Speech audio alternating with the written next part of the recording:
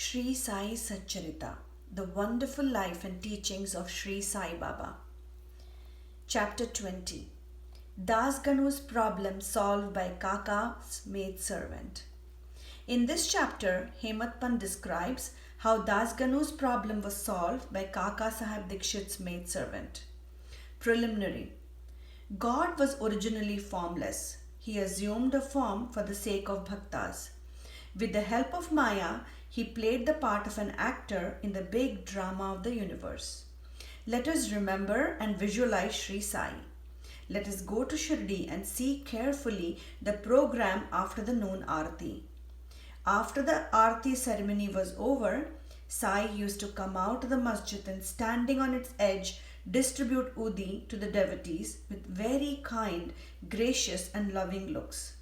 The bhaktas also got up with equal fervor, clasped his feet and had the bliss of udi. Baba passed handfuls of udi into the palms of the devotees and marked their foreheads with udi with his own hands. The love he bore for them in his heart was boundless. Then he addressed the bhaktas, "O Bhau, go home to take your lunch. You Anna, go to your lodgings. You Bapu, enjoy your meal." In this way, he accosted each and every devotee and sent them home. Even now, you can have the pleasure of these sights if you bring into play your imagination. Now, bringing Sai in our mental vision, let us meditate on him, from his feet upwards to his face, prostrating yourself before him humbly, lovingly, and reverentially. Isha Upanishad. Das Ganu once started to write a Marathi commentary on the Isha Upanishad. Let us first give a brief idea of the Upanishad before proceeding further. It is called Mantropanishad as it is embodied in the mantras of the Vedic Sanhita. It constitutes the last or the 48th chapter of the Vajasaneyi Sanhita, Yajurveda, and it is therefore called Vajasaneyi Sanhitopanishad. Being embodied in Vedic Sanhitas, this is regarded as superior to all other Upanishads which are in the Brahmanikas and Aranyakas, explanatory treatises on mantras and rituals. Not only this, other Upanishads are considered to be commentaries on the truths mentioned briefly in the Isha Upanishad. For instance, the biggest of the Upanishads, viz. The Brihadaranyaka Upanishad, is considered by Pandit Satavalekar to be a running commentary on the Isha Upanishad. Professor R.D. Ranade says, the Isha Upanishad is quite a small Upanishad and it contains many facts which show an extraordinary piercing insight. Within the short compass of 18 verses, it gives a valuable mythical description of the Atma, a description of the ideal sage who stands unruffled in the midst of temptations and sorrows, and adumbration of the doctrine of Karma Yoga as later formulated. The most valuable idea that lies at the root of the Upanishad is that of a logical synthesis between the two opposites of knowledge and work, which are both required according to the Upanishad to be annulled in a higher synthesis. Page 24 of the constructive survey of the Upanishadic philosophy. In another place, he says that the poetry of the Isha Upanishad is a co-mixture of moral, mystical, and metaphysical knowledge. From the brief description given above about the Upanishad, one can see how difficult it is to translate this Upanishad in a vernacular language and bring out its exact meaning. Das Ganu translated it in Marathi, OV meter, verse by verse, but as he did not comprehend the gist or essence of the Upanishad, he was not satisfied with his performance.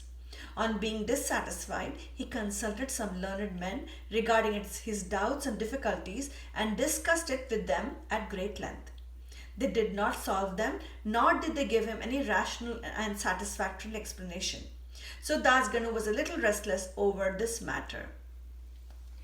Sadguru only competent and qualified to explain. As we have seen, this Upanishad is the quintessence of the Vedas.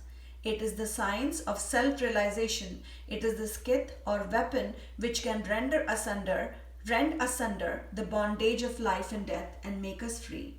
Therefore, he thought that he who has himself attained self-realization can only give him the true or correct interpretation of the Upanishad. When nobody could satisfy Das Ganu, he resolved to consult Sai Baba about this. When he got an opportunity to go to Shirdi, he saw Sai Baba, prostrated himself before him, and mentioned his difficulties about the Isha Upanishad and requested him to give the correct solution. Sai Baba blessed him and said, "You need not be anxious. There is no difficulty about the matter. The maid servant of Kaka Sahib Dikshit, will solve your doubts at Ville Parle on your way home." The people who were present there and heard this thought Baba was joking and said, "How could an illiterate maidservant solve difficulties of this mystic nature?" But Das Ganu thought otherwise. He was sure that whatever Baba spoke must come true, as Baba's words was a decree of Brahma Almighty. Kaka's maidservant. Fully believing Baba's word, he left Shirdi and came to Ville Parle, a suburb of Mumbai, and stayed with Kaka Sahib Dikshit. There the next day, when Das Ganu was enjoying his morning nap, some say when he was engaged in worship, he heard a poor girl singing a beautiful song in clear and melodious voice. The theme of the song was a crimson color sari, how nice it was, how fine was its embroidery, how beautiful were its borders, etc. He liked the song so much that he came out and saw that it was being sung by a young girl, the sister of Namia, who was a servant of Kaka Sahib. The girl was cleaning vessels and had only a torn rag on her person. On seeing her impoverished condition and her happy temperament, Das Ganu felt pity on her, and when Rao Bahadur M.V. Pradhan gave him a pair of dhotar the next day, he requested him to give a sari to the poor little girl also. Rao Bahadur bought a good chardri, small sari, and presented it to her. Like a starved person getting delicious dishes to eat, her joy knew no bounds. Next day, she wore the new sari and out of great joy and merriment, whirled and danced around and played fugadi with other girls. The following day, she kept the new sari in her box at home and came in the old and torn rags, but she looked as merry as she was the previous day.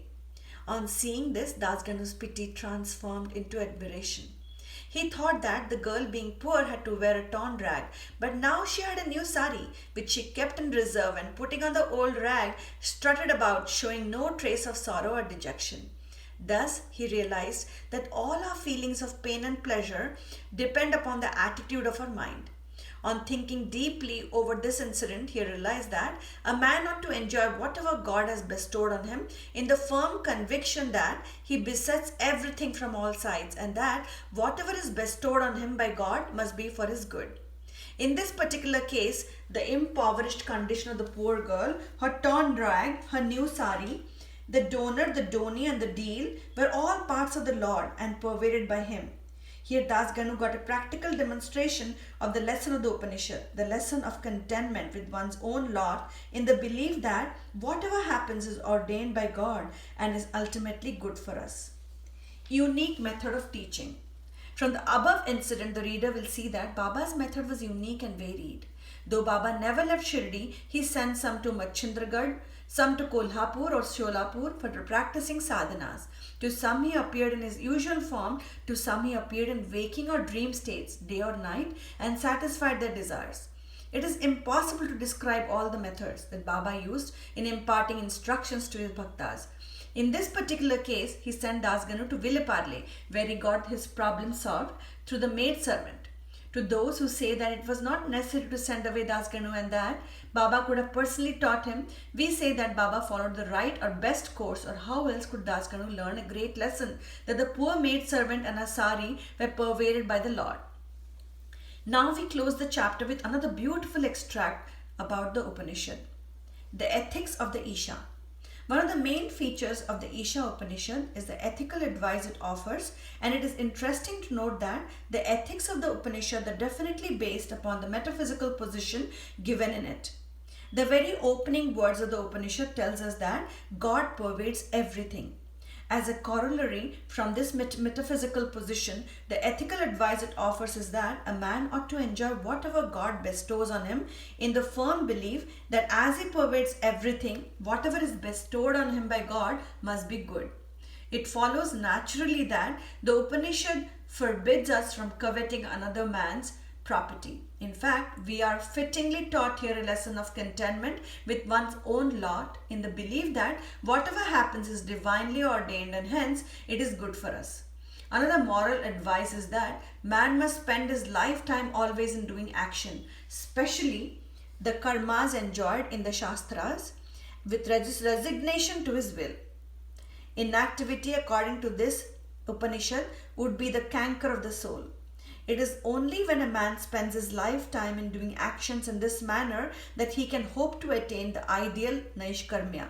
Finally, the text goes on to say that a man who sees all beings in the self and sees the self as existing in all beings, in fact, for whom all beings and everything that exists has become the self, how can such a man suffer from infatuation? What ground would such a man have for grief? Loathfulness, infatuation, and grief verily proceed from our not being able to see the Atma in all things. But a man who realizes the oneness of all things, for whom everything has become the self, must ipso facto cease to be affected by the common foibles of humanity. Page 169-170 of the Creative Period by Messrs. Belvalkar and Ranade. Bow to Shri Sai, peace be to all.